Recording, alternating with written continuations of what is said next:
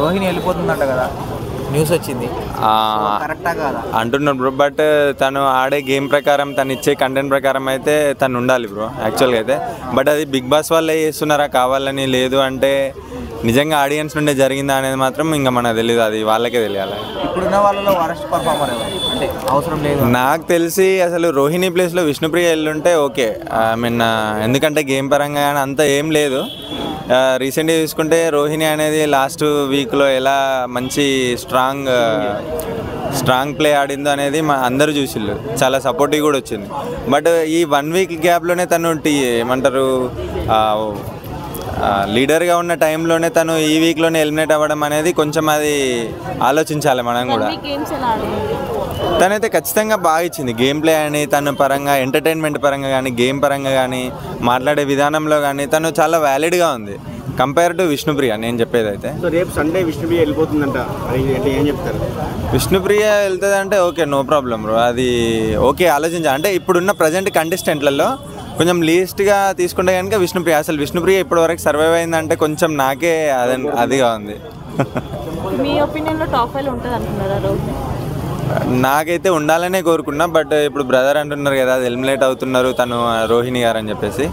But అది ఒక్కటి కాకుండా అది జస్ట్ ట్విస్ట్ పరంగా ఎవరన్నా ట్రోల్ పరంగా ఇట్లా పెట్టడానికి అయితే కనుక ఓకే. బట్ తను ఉండాలనేసి అనుకుంటున్నా. ప్రేరణ గురించి ఏం చెప్తారు? ప్రేరణ ఓకే బ్రో, తన గేమ్ ప్లే కానీ తన ఆడే విధానం కానీ చాలా స్ట్రాంగ్ ఇస్తుంది. ఈవెన్ మేల్ కంటెండర్ అయినా ఫీమేల్ కంటెండర్ అయినా ఎవరైనా కానీ తన ఆట మాత్రం మారదు. అది ప్రేరణ చాలా స్ట్రాంగ్ ఇస్తుంది. కొన్ని పాయింట్స్లో అట్లా ఇస్తున్నారు, కావాలని చేస్తుంది. బట్ ఏంటంటే నబిల్కి అంత ఎఫెక్ట్ పడకపోవచ్చు. అది తన ఓన్ గేమ్ తను ఆడుతున్నాడు, తన మైండ్ గేమ్ తను ఉంది.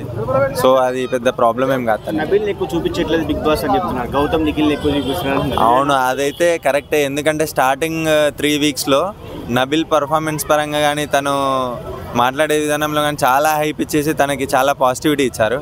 బట్ ఎప్పుడైతే కొంచెం ఈ సీనియర్ ప్లేయర్స్ ఆడడము, తర్వాత సీనియర్ ప్లేయర్స్ ఎలిమినేట్ అవుతూ ఉంటే మళ్ళీ మన నిఖిల్ని, పృథ్వీని, గౌతమ్ని, వీళ్ళని బాగా హైలైట్ చేయడం చేసిళ్ళు. ఎందుకంటే మనకు చూపించేది 1 అవర్ షో, 24 అవర్స్లో అక్కడ ఏం జరుగుతుంది అనేది కూడా మనకు తెలియదు. కానీ వీళ్ళు ఇచ్చే పాయింట్స్తోనే మనము ఐడెంటిఫై చేసుకుంటాం, ఓకే ఈ ప్లేయర్ ఇట్లా అని.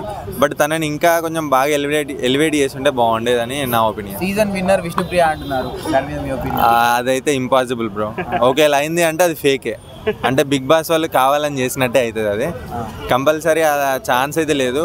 అయితే గౌతమ్ ఫస్ట్ నిఖిల్, లేదు అంటే గౌతమ్, తర్వాత నబిల్. ఒకవేళ రోహిణి ఎలిమినేట్ కాకుండా ఉంటే తను టాప్ 4, టాప్ 5 అలా వచ్చే ఛాన్స్ ఉండాలి అనేసి అనుకుంటున్నా. టాప్ 5లో తను ఉంటుంది కావచ్చు, బట్ టాప్ 4 ప్లేస్ అయితే రోహిణికి ఇస్తాను నేను. ఇన్ కేస్ టాప్ 5లో ప్రేరణ వచ్చే ఛాన్స్ ఉందంటే ఓకే, బట్ రోహిణి ఉండాలని అయితే అనుకుంటున్నాను నేనైతే. యా.